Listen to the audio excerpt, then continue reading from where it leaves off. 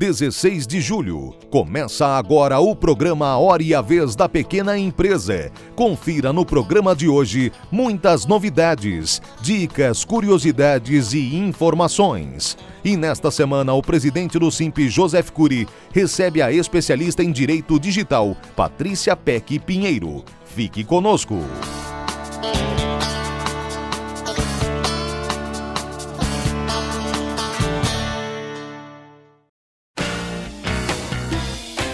Momento Olímpico. Durante a disputa da prova de maratona dos Jogos Olímpicos de Atenas em 2004, após liderar até o 36º quilômetro, o maratonista brasileiro Vanderlei Cordeiro de Lima foi atacado por um fanático religioso irlandês. O brasileiro foi ajudado por alguns espectadores da corrida e retornou à prova para garantir a medalha de bronze. Por seu feito e seu espírito esportivo, Vanderlei recebeu a medalha Pierre de Coubertin, considerada uma honra elevadíssima atribuída pelo Comitê Olímpico Internacional. Essa, você sabia?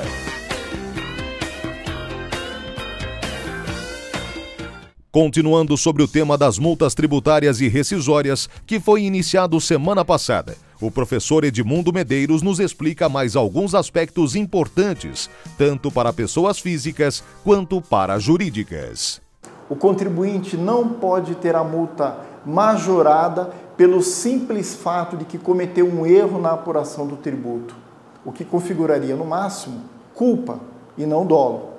A aplicação de tais multas vem sendo sistematicamente agravadas pela fiscalização em razão de suposto dolo praticado pelas empresas. Há entendimento jurisprudencial, no entanto, de que o referido dolo não se configura pelo simples descumprimento de obrigações acessórias pelas empresas ou pelo mero não recolhimento de tributos. Vejam vocês que estamos falando de majorações que podem alterar um percentual de multa de 75% para 150% ou até 225%.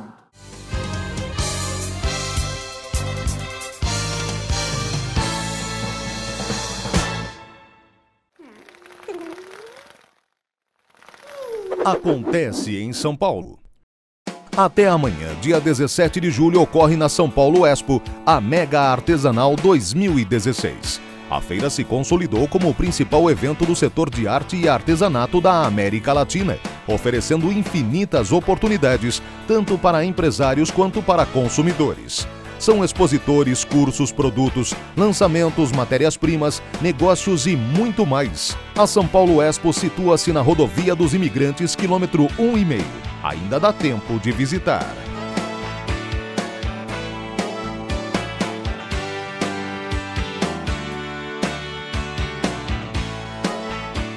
A proposta de emenda de gastos públicos, a PEC dos gastos públicos, como é conhecida, é onde o governo está gastando muita energia, concentrando esforços para que seja aprovada. Basicamente, o que diz essa PEC? Que os gastos cada ano não podem ser superiores à inflação do ano anterior.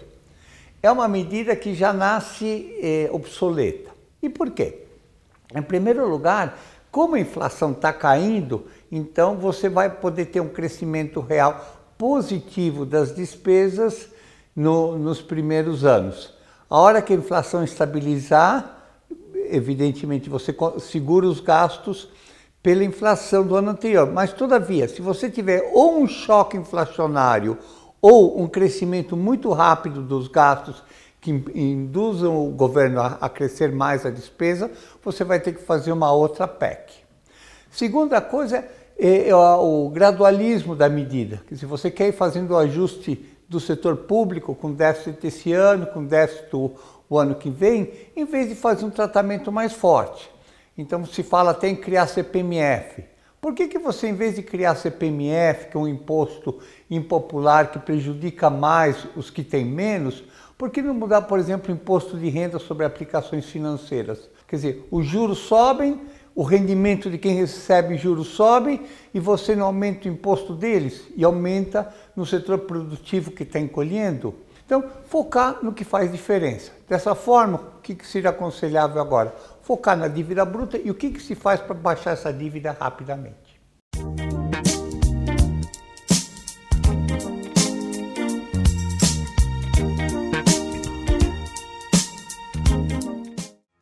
Desde 1946, uma empresa de São Paulo vem se destacando como um dos maiores e mais importantes fabricantes de alfinetes, carretilhas e outros artigos para a costura.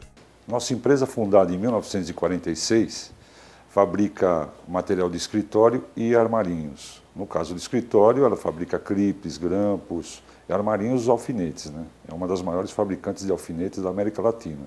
Entenda um pouco mais do processo de produção. No caso do alfinete, a gente parte de um fio de aço redondo, onde ele é cortado, é feito a cabeça e depois a ponta.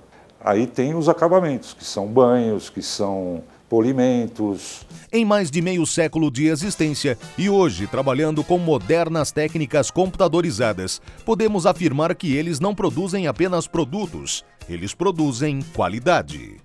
Nós somos brasileiros, temos orgulho do Brasil. Para isso, nós não podemos viver em função de uma minoria e pensar numa grande maioria, que é dar emprego, fazer desenvolvimento e prosperar. Essa é a missão da indústria nacional.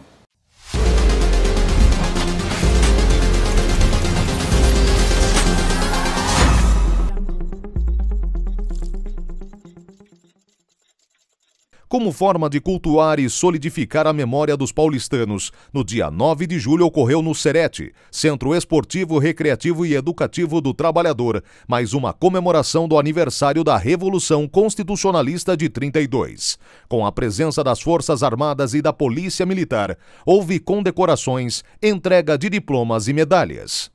Hoje, nós estamos numa inauguração até relativamente simples, por conta de É um espaço relativamente pequeno, mas a nossa ideia é crescer e pedir ajuda de todos os telespectadores para que possam doar.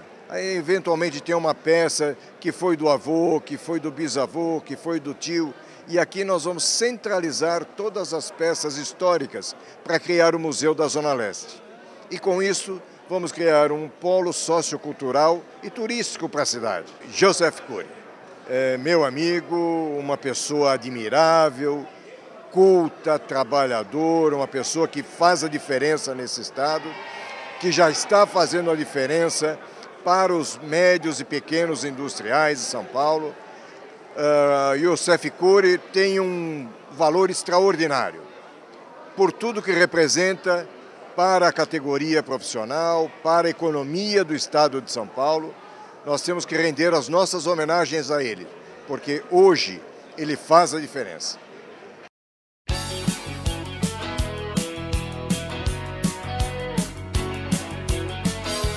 Nesta semana nós comemoramos algumas datas importantes, como o Dia do Engenheiro Florestal e o Dia do Comerciante. Parabéns a todos os profissionais.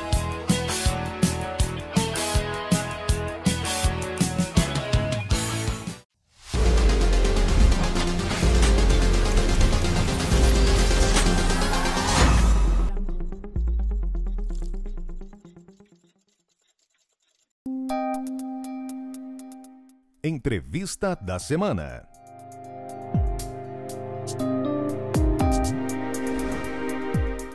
A nossa convidada de hoje é a doutora Patrícia Peck Pinheiro, mais conhecida como doutora Peck. Ela é especialista em Direito Digital. Ela já cursou várias universidades, entre elas Harvard, fez MBA nos Estados Unidos. E no transcurso dessa entrevista vocês vão saber muito mais a respeito da doutora Patrícia e o direito digital. É um prazer tê-la conosco, doutora. Obrigada, Cury, pelo convite. Doutora, mídia, tecnologia, internet, tecnologia ao alcance de todos. O marco regulatório brasileiro foi homenageado em vários lugares do mundo. Isso é real?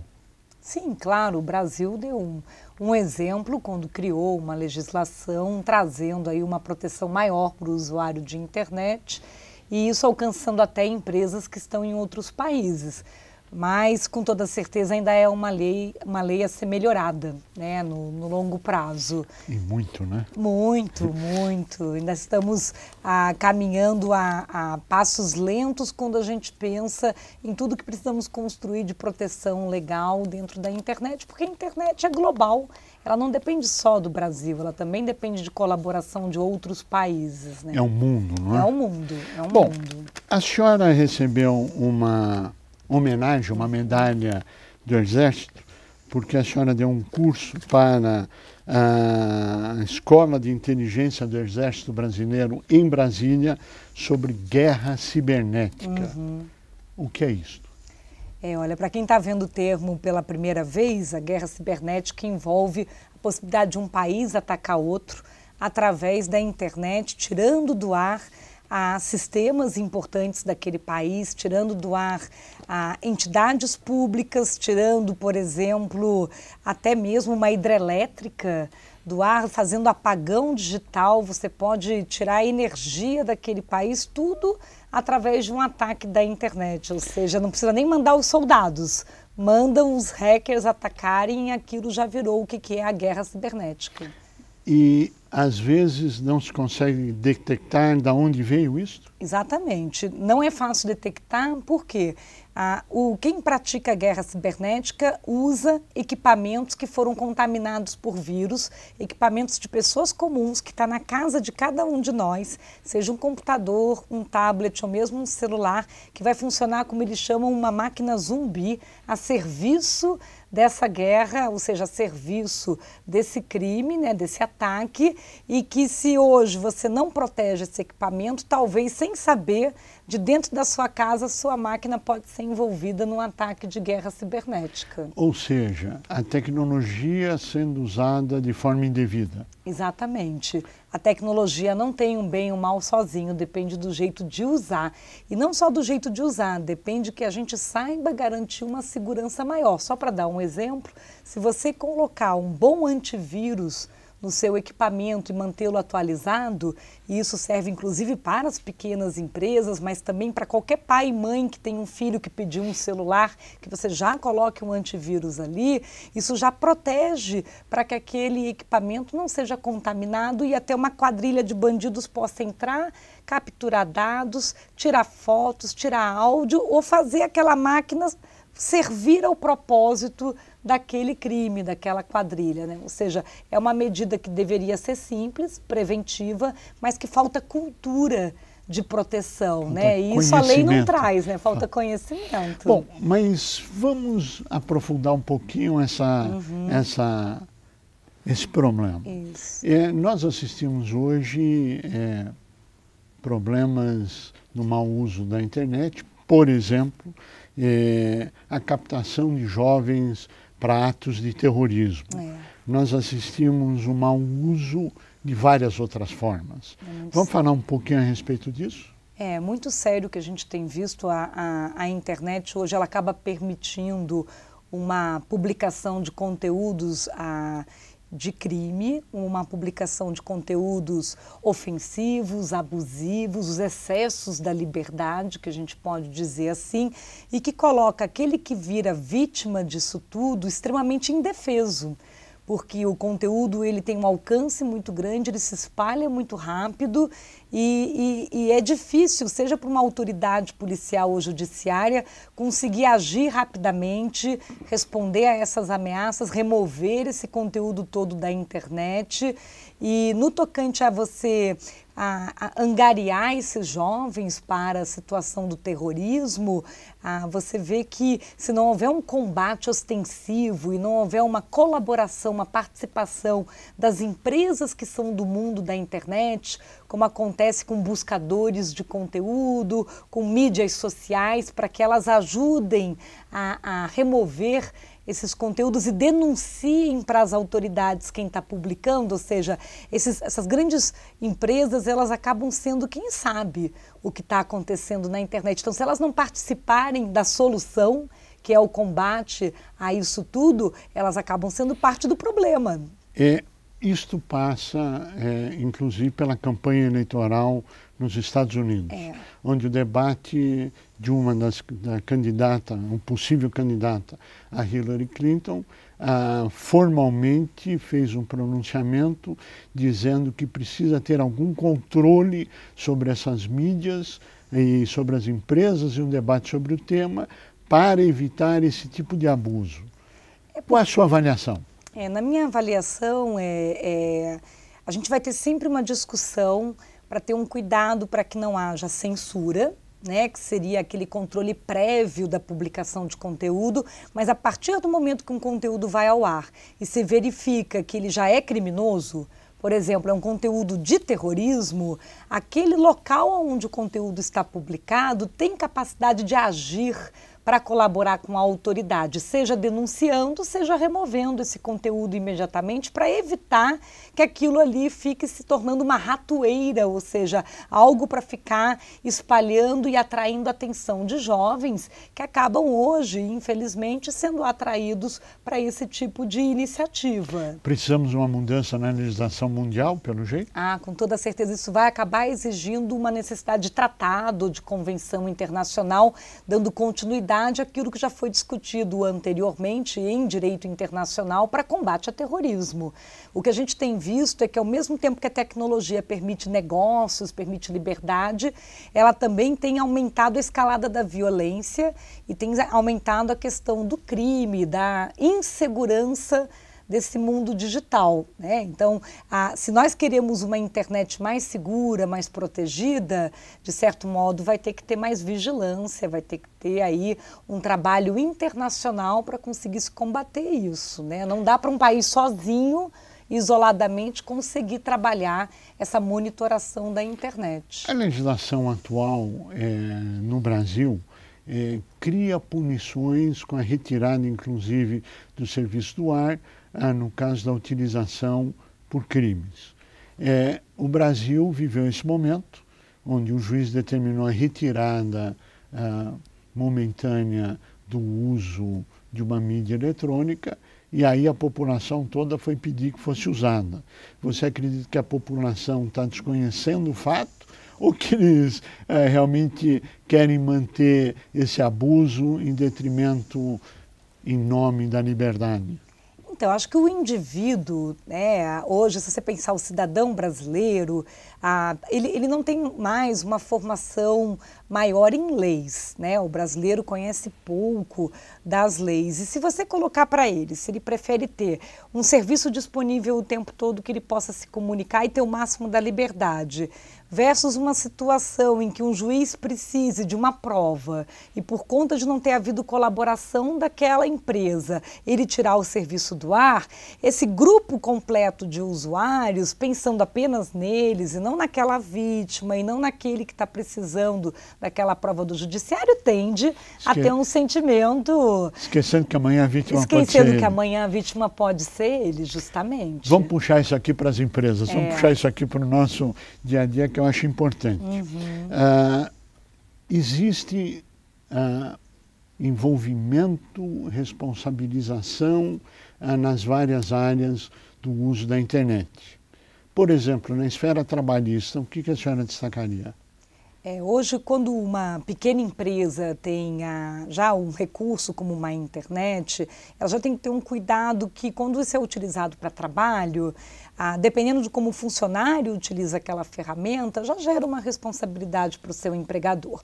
Quando o funcionário manda um e-mail no nome da empresa, tudo que está escrito ali também está assinado pelo empregador. E se aquilo sai do horário do expediente, se aquilo é acessado fora de horário, já pode ter uma implicação de uma hora extra, por exemplo. Então tem que ter uma regra muito clara para usar recursos tecnológicos no trabalho, principalmente sobre sigilo profissional. Tem tido muito caso no judiciário hoje em dia de duas situações: do funcionário que tira foto no ambiente de trabalho e publica na internet, vazando informação da empresa, é aquela selfie, né? Sim. Que ele pega e tira e conta o que está fazendo, publica informação de cliente, conta para os outros, e isso já dá demissão pelo artigo 482 da CLT, né? Ele está quebrando o sigilo profissional, ele está publicando uma informação que não foi autorizada pelo seu empregador. E o outro motivo que tem gerado bastante demissão por justa causa são grupos de empregados usando ferramentas de comunicação, começa a falar mal de outro colega, ou começa a falar mal do chefe, ou está falando mal de um chefe na mídia social. O que hoje as pessoas têm que lembrar é que a gente está vivendo uma era de que tudo está documentado. E a testemunha máquina, ela é fofoqueira. Né? Então, quando você coleta a prova da máquina, ela conta o que aconteceu e aquela prova, às vezes, é literal. Né? Então, aquele grupo de WhatsApp, por exemplo, que está todos os empregados ali falando de alguém, todo mundo do grupo, mesmo em silêncio, pode ser responsabilizado, porque quem cala consente digitalmente. E como é que o sigilo profissional fica nisso? O sigilo profissional é o que está mais prejudicado, Cury. A gente tem recomendado, eu falo muito com os pequenos empresários, que por mais que você tenha um estagiário na sua empresa, um aprendiz, você vai precisar falar para ele de sigilo profissional, porque o jovem de hoje, ele está vindo da família brasileira com excesso de exposição. Ele está crescendo numa casa que ele publicou tudo na internet, nas mídias sociais, e que a gente está vivendo o deslumbre da tecnologia. Então, quando ele começa a trabalhar, até ele entender que aquelas informações que ele recebe do trabalho, ele não pode ficar compartilhando com as outras pessoas e publicando nas mídias digitais, é difícil, não é uma coisa que vem de casa. Inclui fotografias. Fotografias e vídeos, porque está muito na moda fazer videozinho. A gente tem pego casos assim de todo tipo de empresa, como faz vídeo. Até a faxineira está lá varrendo, fazendo videozinho, varrendo. Quer dizer, você fala, gente, como as pessoas estão sem noção do que você pode publicar ou não na internet. Eu queria aproveitar o finzinho do nosso programa para que você desse algumas dicas para que as pessoas possam tentar evitar cair em problemas de uma forma desnecessária. Eu acho que assim, a primeira grande dica é a internet é a rua. Então, quando a gente está conectado na internet, tem que lembrar que estamos na rua. Então, tirou a parede, tirou a porta, seja uma pessoa na sua vida pessoal ou na sua vida profissional, que cuidado eu tenho que ter se eu estou na rua, se eu estou em público, né? Já evitar compartilhar informações que geram um excesso de conhecimento sobre trajeto, rotinas, horários. As informações protegidas por sigilo, você tem que buscar um canal mais privativo e discreto para ser compartilhado. A gente assina cláusulas de confidencialidade o tempo inteiro, né, em contratos, em documentos, então isso tem que ser levado em consideração. É fundamental ter senha, colocar senha no seu celular, até para poder tomar proveito da legislação. Só vai ser configurado o crime de invasão pela lei brasileira se você tiver uma barreira de segurança. Então, se você não tiver a barreira, pelo Código Penal que a gente atualizou com aquela famosa lei Carolina Dickmann dos crimes eletrônicos, se não tiver a barreira, não tem como dizer que invadiu. Então, põe a senha de proteção, não compartilhe sua senha com os outros, senha é prova de autoria, o primeiro suspeito que fez aquele ato é o dono da senha e, além disso, botar software de segurança como um antivírus, né? Orientar sobre, sendo um empresário, orientar a equipe sobre a proteção da informação virou algo fundamental. Ser vigilante, proteja a sua reputação digital, fique de olho, porque nós vivemos hoje uma internet insegura e depende muito do usuário para ele se proteger. Doutora Peck, nós queremos agradecer muito a sua participação, o seu brilhantismo e agradecer a você que esteve conosco até agora, com a certeza que nós estaremos juntos na semana que vem. Até lá!